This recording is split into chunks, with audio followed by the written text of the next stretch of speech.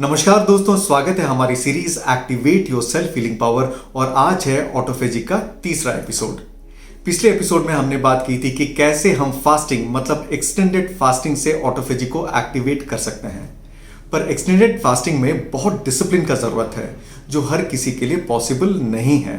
Extended fasting के लिए आपका मेटाबॉलिज्म, आपका स्वास्थ्य का लेवल ऑप्टिमम होना चाहिए, वरना एक्सटेंडेड फास्टिंग से बेनिफिट कम और नुकसान ज्यादा हो सकता है।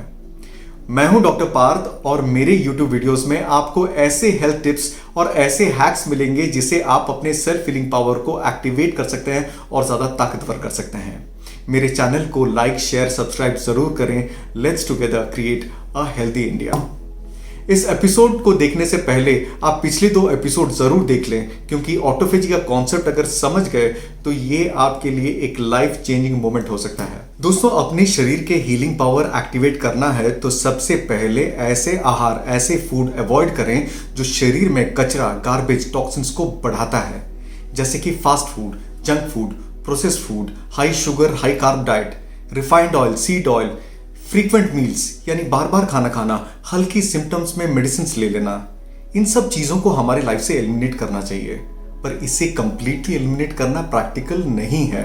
महीने में एक आध बार अगर चीट मील हो भी जाए, बाहर से खाना पीना हो भी जाए, फास्ट फूड, जंक फूड हो भी जाए, तो उतना कचरा हमारा शरीर संभाल सकता है, हैंडल कर सकता है।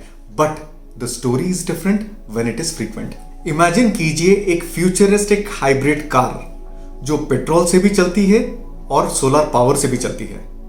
पेट्रोल इस्तेमाल करने से ज्यादा खर्चा, ज्यादा कचरा या पोल्यूशन होता है और कार का मेंटेनेंस भी बढ़ जाता है।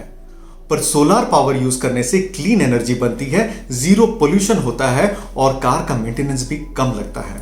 हमारा शरीर भी कुछ ऐसा ही है। आप जो भी अपने पेट में डालोगे, शरीर जैसा तैसा करके उसे पचा के ऊर्जा तो बना लेगा, पर इंपॉर्टेंट बात यह है कि क्या वो क्लीन एनर्जी होगा? क्या एनर्जी बनाने के प्रोसेस में सेल्स में, हमारे कोशिकाओं में ज्यादा मात्रा में कचरा तो नहीं जमेंगे? अगर आप चाहते हो कि आपका बॉडी क्लीन एनर्जी से चले और लंबा चले, तो फैसला आपको करना है कि आपको अपने पेट में क्या डालना है, टॉक्सिक फूड कि हेल्दी फूड।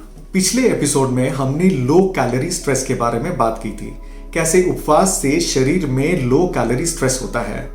आज हम हीट स्ट्रेस और हाइपोक्सिक स्ट्रेस के बारे में समझेंगे।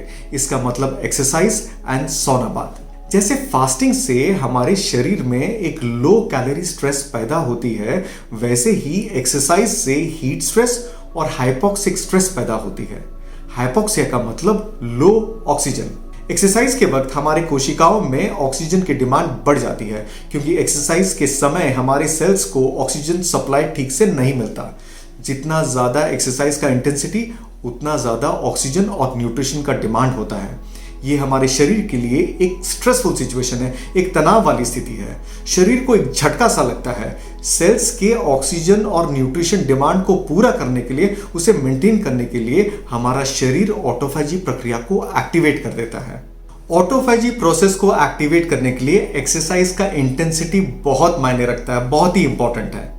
एक्सरसाइज का इंटेंसिटी मतलब किस स्पीड में हम एक्सरसाइज कर रहे हैं, रेजिस्टेंस कितना है एक्सरसाइज करते वक्त, और टाइम अंडर स्ट्रेस, कितना समय तक शरीर उस तनाव की स्थिति में रहता है। एक्सरसाइज या वर्कआउट में 3 प्रकार के इंटेंसिटी होते हैं। एक है हाई इंटेंसिटी एक्सरसाइज, जिसमें स्प्रिंट हो गया, हेवी वेट लिफ्टिंग हो गया, हिट ट्रेनिंग, पुशअप, सिटअप्स वगैरह आते हैं। मीडियम इंटेंसिटी एक्सरसाइज में brisk walking, cycling, dancing, hiking वगैरह होते हैं।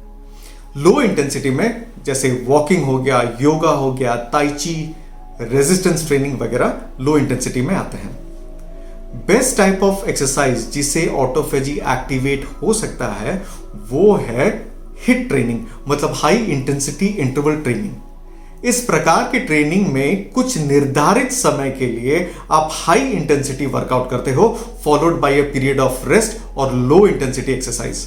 पर हाई इंटेंसिटी एक्सरसाइज हर कोई नहीं कर सकता।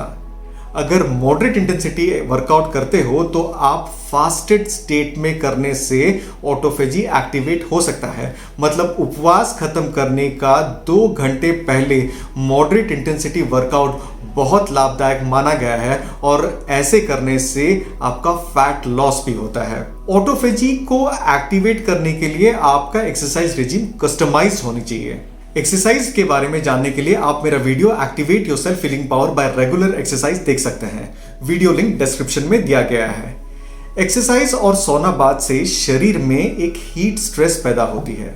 एक रिसर्च में यह देखा गया कि 60 मिनट से कम समय के लिए जब शरीर को 42 डिग्री सेंटीग्रेड तापमान में एक्सपोज करते हैं तो शरीर में ऑटोफेजी प्रक्रिया एक्टिवेट हो जाती है और ऐसे हीट एक्सपोजर पॉसिबल है थ्रू सौना बाथ। ट्रेडिशनल सौना बाथ से बेहतर है इंफ्रारेड सौना बाथ।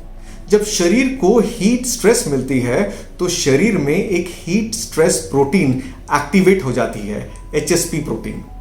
ये HSP प्रोटीन ऑटोफेजी प्रोसेस में मदद करती है। ऑटोफेजी एक्टिवेट करने की सबसे इंपॉर्टेंट पार्ट है रेस्ट या तो नींद।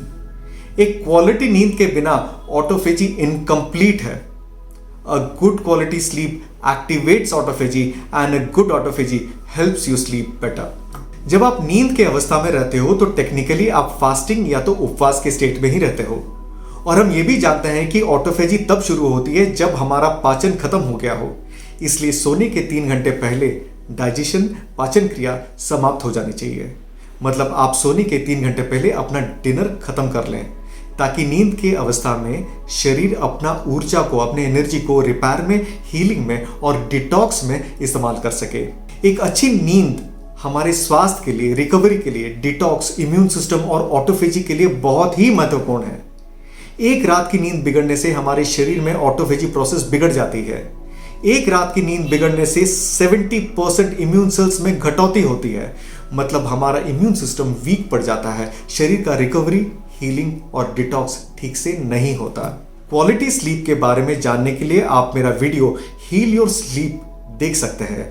वीडियो लिंक डिस्क्रिप्शन में दिया गया है। ऑटोफेजी प्रक्रिया को एक्टिवेट करने के लिए कुछ विटामिन और सप्लीमेंट्स बहुत सपोर्टिव होते हैं, जैसे कि vitamin D3, vitamin C, omega 3 fatty acid capsules, resveratrol, grape seed extract, curcumin मतलब हल्दी, N-acetylcysteine, coenzyme Q10, spermidine, green tea extract, ये सब ऑटोफेजी प्रोसेस में मदद करते हैं। पर ये सब सप्लीमेंट्स एक जानकार डॉक्टर के गाइडेंस में ही लें। यह देखा गया है कि ऑटोफेजी को एक्टिवेट करने का सबसे पावरफुल और सबसे इफेक्टिव तरीका है फास्टिंग यानी कि उपवास। दोस्तों, ऑटोफेजी एक नया साइंस है। ऑटोफेजी के ऊपर बहुत से रिसर्च साइमल्टेनियसली चल रहे हैं। फ्यूचर में हम और इसके बेनिफिट्स के बारे में जान पाएंगे। शायद ये ऑटोफेजी का कॉन्सेप्ट बहुत से बीमारी के ट्रीटमेंट के लिए असरदार साबित हो। तो ये था आज का कंक्लूडिंग एपिसोड ऑन ऑटोफेजी। अगली बार एक नए टॉपिक के साथ मिलूंगा। कैसे लगा आज का वीडियो? कमेंट बॉक्स में आपका फीडबैक जरूर शेयर कीजिएगा। आपके लिए ये फ्री है, पर आपका हर एक फीडबैक मुझे बहुत एनकरेज करता है।